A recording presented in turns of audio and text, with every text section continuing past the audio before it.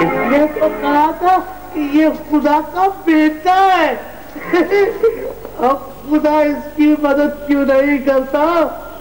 یہ تو اپنے آپ کو یہودیوں کا بادشاہ کہتا تھا. تب میں نے پھر صلیب پر نظر کی اور مجھے یسوع کے سر کے اوپر صلیب پر ایک تختی نظر آئی جس پر لکھا تھا یہودیوں کا بادشاہ. ایک سردار کہاں بڑے زور سے تقریر کر رہا تھا. تو نے ہیکل کو ڈھا کر 3 دن میں پھر بنا دینے کا دعویٰ کیا تھا. اب صلیب پر سے اترا اور اپنے آپ کو بچا لے. اس نے اوروں کو بچایا لیکن یہ اپنے آپ کو نہیں بچا سکتا. میں نے جب یہ سنا تو ڈرا کہ شاید مجھ پر ان کی نظر پڑ گئی. میں وہاں چھپ کر صلیب کے پیچھے آ گیا تو میں نے سنا کہ ایک ڈاکو مسیح کا مذاق اڑا رہا تھا اور کہہ رہا تھا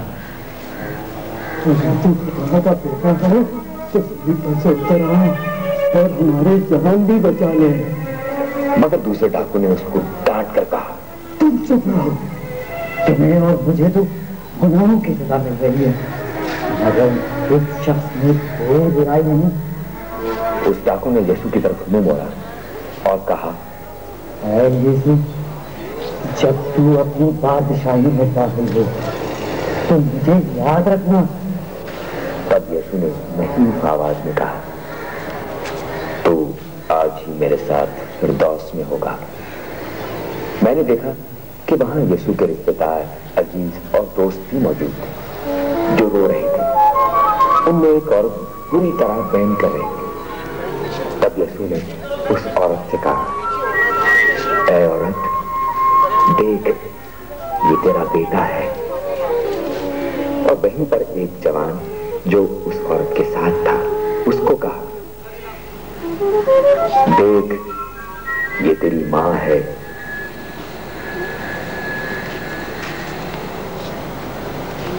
یہ وہ وقت تھا جب سورج سر پر چمک رہا تھا. تب اچانک نہ جانے کیسے سب جگہ اندھیرا چھایا. کچھ نظر نہ آتا تھا. میں گھبرا گیا اور گھر کی طرف رک گیا. اتنے میں نے یسوع کی آواز سنی ایلی ایلی لما سبقتنی. میں مڑا.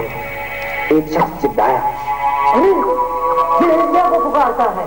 وہ دوڑا اور اسپنج کا ٹکڑا کسی چیز میں ڈبو کر سر کنڈے پر رکھ کر جیسے کچھ چسانے لگا. مگر باقیوں نے کہا اسے بچانے آتا ہے یا نہیں. اس پر یسوع نے چلا کر کہا تمام ہوا. اور اس کا سر زمین لرزی. پتہ نہیں تب کہیں سے چیخ کی آواز آئی. میں بھاگا مگر ایک بڑے کپڑے کا سنگا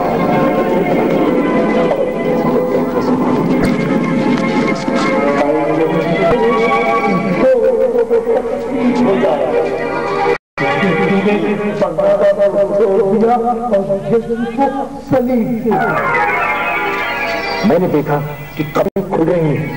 بہت سارے مردے گھروں میں سے نکل پڑے اور شہر کی طرف. میں سمجھا کہ قیامت آ گئی.